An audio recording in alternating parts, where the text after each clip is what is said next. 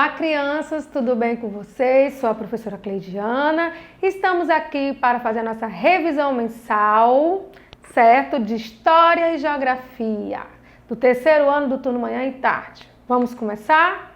Todo mundo está com a revisão, né? Aí em casa, tranquilo, já estudou bastante.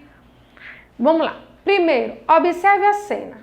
Olha só, gente, essa cena diz muita coisa, né? Chegada dos portugueses, os índios, não sabendo muito bem o que estava acontecendo, mas estavam lá, recepcionando quem estava chegando. E aí diz assim, responda. Que acontecimento histórico a cena está representando?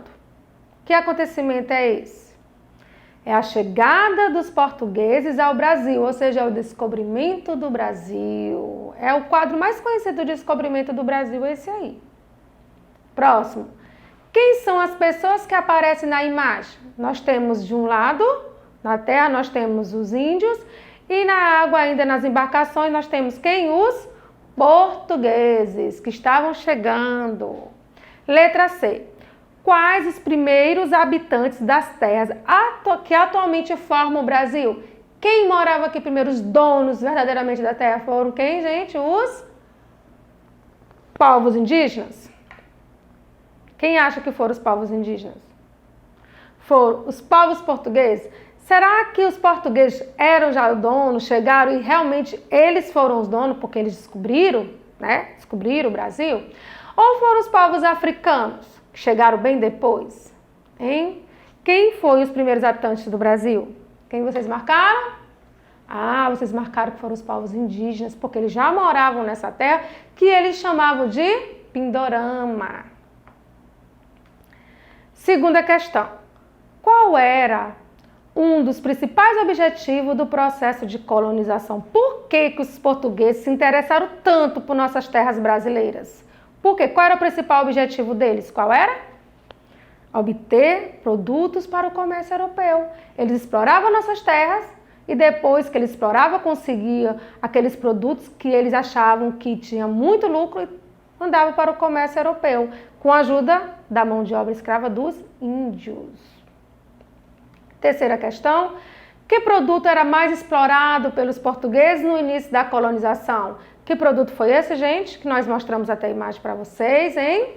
Olha só, no início da nossa colonização, o produto mais explorado foi o pau-brasil, uma árvore que fornece uma substância de cor vermelha que era usada para atingir tecido. Então, deu muito lucro, porque era usada para atingir tecido. O pau-brasil é uma árvore muito alta, onde os indígenas sabiam aonde tinha cada uma delas. Então, foi fácil para os portugueses ter a ajuda dos índios, porque eles sabiam exatamente onde encontrar a árvore. Quarta, por que a presença dos indígenas foi fundamental para a exploração do pau-brasil? Olha o que foi que eu acabei de falar para vocês, gente. Porque o que é fundamental? Necessária. Foi aquela presença mesmo que tinha que ter, indispensável. Eles foram fundamental, ou seja, essencial, foram necessárias para essa exploração. Porque além de fornecer a mão de obra, ou seja, além de trabalho pesado ser dos índios, eles conheciam bem o quê? O caminho, como eles iam pelas terras, eles podiam ir pelos rios, então eles conheciam tanto o caminho pela água como pela terra, como chegar até as árvores de pau-brasil. O índio conhecia tudo. E ainda tinha mais, gente. Os índios, quando eles estavam viajando com esses portugueses, procurando o pau-brasil, eles ficavam, às vezes, acampados em alguns lugares e os índios sabiam que ali não tinha perigo de algum animal e que fruta podia comer ou que planta eles poderiam comer que era e não era venenosa. Olha só, além daquelas pessoas que se sentiam mal, ficarem doentes, os índios ainda tinham conhecimento de plantas medicinais. Então, os índios não estão falando só do trabalho pesado, é da cultura indígena mesmo.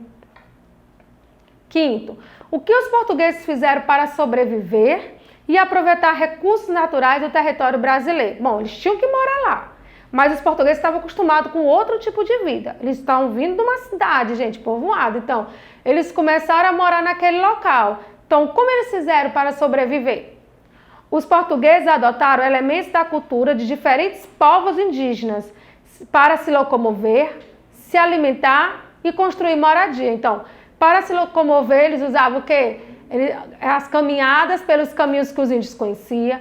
Eles usavam as canoas dos índios para ir de um lugar para o outro e construir suas moradias com madeira, com palha, com taipa. Então, tudo isso com a ajuda dos povos indígenas. Foi que os portugueses foram ali sobrevivendo e aproveitando tudo que tinha no local. Sexta questão diz que a partir de 1549 foram enviados ao Brasil membros de uma ordem religiosa. Sobre esse fato, responda. Como eram chamados os membros da Companhia de Jesus? Gente, olha só, são os jesuítas. Quem foram os jesuítas? Eles vieram não só para ensinar religião para os índios, eles vieram também ensinar a língua portuguesa. Para quê? Para que pudesse haver uma maior comunicação entre os povos portugueses e os indígenas que estavam naquele local.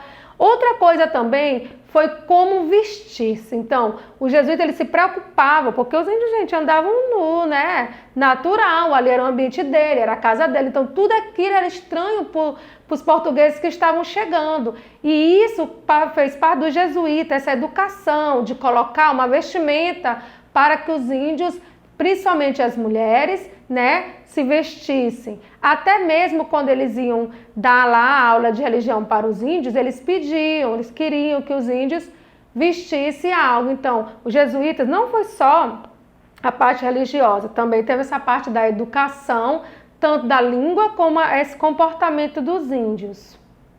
Qual era o interesse do governo português ao enviar os membros da companhia religiosa às terras brasileiras? Eu acabei de falar para vocês que era o quê? Ensinar a religião católica, a língua portuguesa para os indígenas. Então, o interesse principal deles é que eles queriam o quê?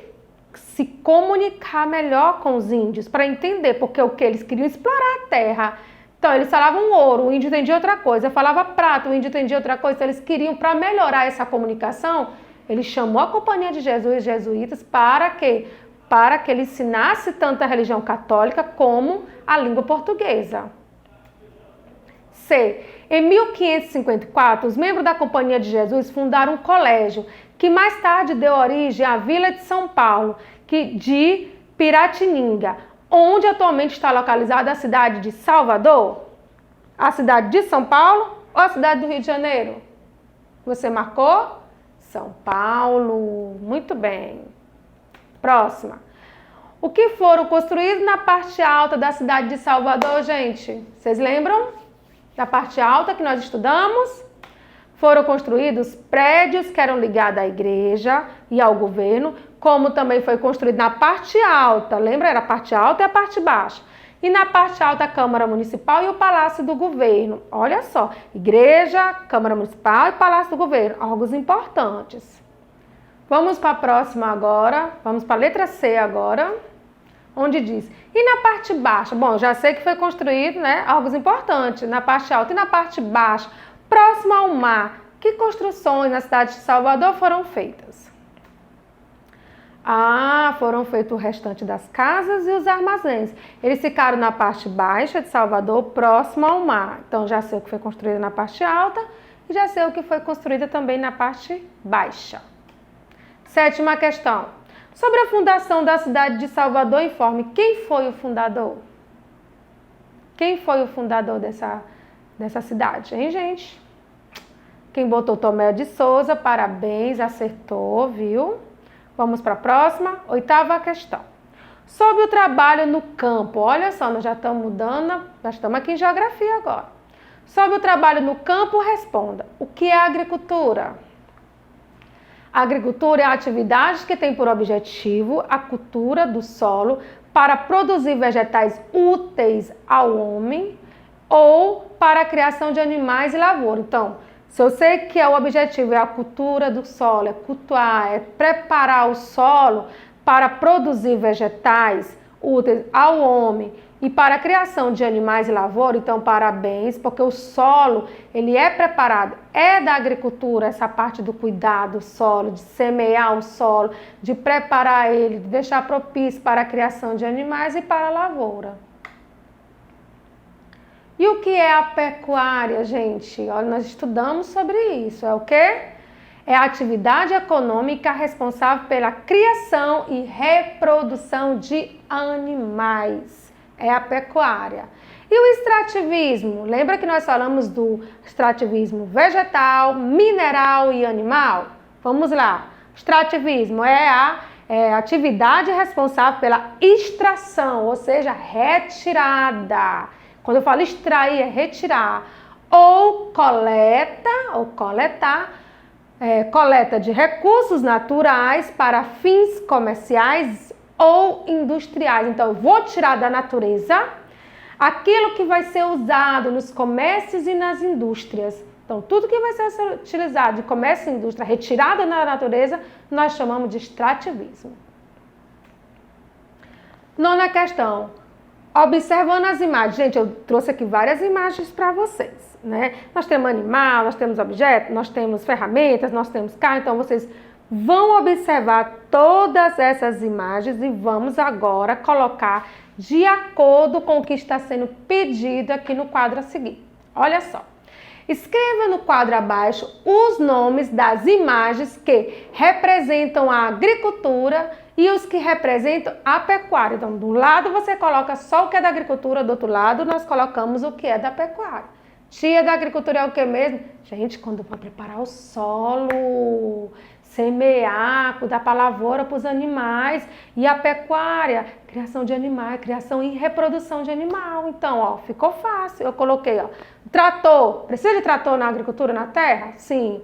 Carrinho de mão, quando carrega, né? Sementes, moinhos, a pá que o agricultor vai usar. Carrinho de frutas e legumes, plantas, sementes, milho. Tudo isso faz parte da agricultura. Tia, mas que hora que eu vou ver esse carrinho de fruta? Na colheita, gente. Quando eles estão fazendo a colheita.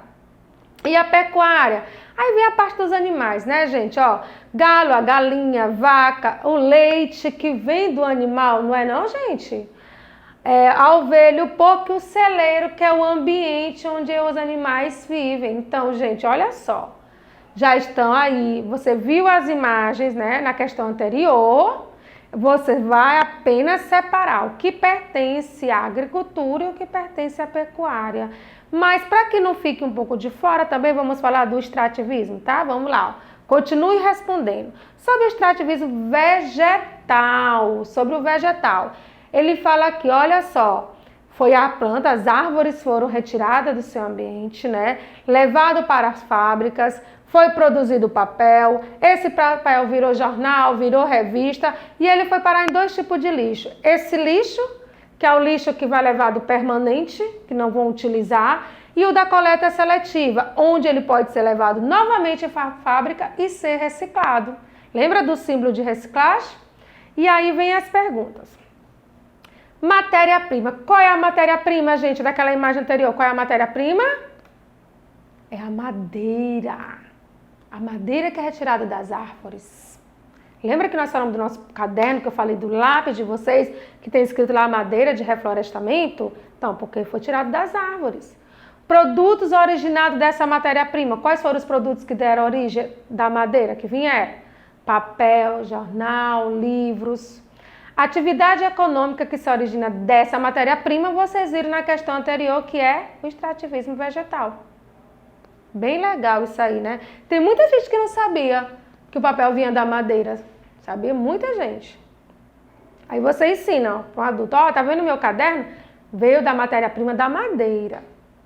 Próximo. Que diferenças há na organização dos espaços do campo e da cidade? Falamos muito sobre o campo, muito sobre a cidade. Por isso que eu trouxe o rato do campo, o rato da cidade. Nós falamos muito sobre isso. Então, a organização do espaço. Muito fácil de identificar. No campo ou área rural, há poucas construções, predominam mais sítios, chácaras e fazendas. E geralmente elas ficam dispersas, ou seja, distantes uma das outras. Isto é, elas não ficam perto como acontece nas cidades, que as casas são próximas umas das outras e há muita movimentação de pessoas e veículos. Então, a diferença Entre elas é esse, aqui no campo, a área rural, há poucas construções, pouca movimentação e é diferente da cidade porque as casas ficam próximas uma das outras e há muita movimentação de pessoas e veículos. Né? Vamos lá para a próxima. A 11ª questão diz assim: marque as imagens que representam um espaço rural. Aqui eu estou vendo muita movimentação. Aqui eu estou vendo parecendo uma fazenda. Criação de animais, edifícios e pontes. É fácil de identificar que esse espaço e esse representa a zona rural. Não é isso, gente? Ou seja, o campo. Aí ele faz uma pergunta. Escreva uma característica do espaço urbano que beneficia tanto as pessoas que moram nesse lugar como as pessoas que moram no espaço rural. Espaço rural é o que? Produção e venda de produtos industrializados. Beneficia tanto as pessoas que moram no campo como as pessoas que moram na cidade. Olha só, escreva uma característica do espaço urbano que beneficia tanto as pessoas que moram nesse lugar, que é no campo, na cidade, como as pessoas que moram no campo.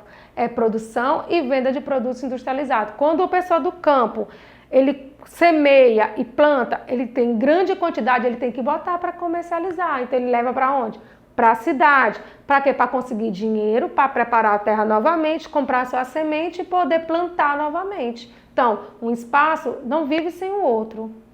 Bom, agora que nós já observamos as imagens, identificamos espaço urbano e espaço rural, agora vamos comparar. Letra B. Escreva uma característica do espaço rural que ela beneficia, ou seja, ajuda tanto as pessoas que moram no campo, como as pessoas que moram na cidade, no espaço urbano. Que característica é essa? Produção de alimentos.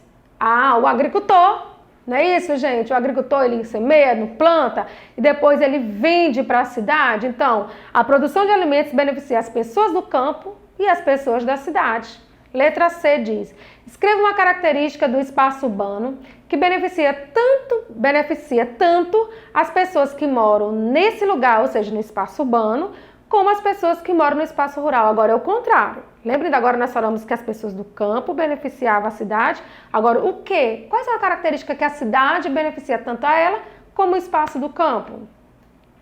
A produção e venda de produtos industrializados. O agricultor, ele semeia, ele colhe, ele manda esse alimento para as indústrias e depois ele tem uma contribuição, um retorno financeiro para ele poder novamente preparar a terra, plantar e colher. Então, a produção e venda de produtos industrializados beneficia tanto a zona urbana como a zona rural. Então, nós finalizamos aqui a nossa revisão e boa prova para vocês. Um beijo no coração de cada um de vocês. Espero que todos tenham gostado. Tchau!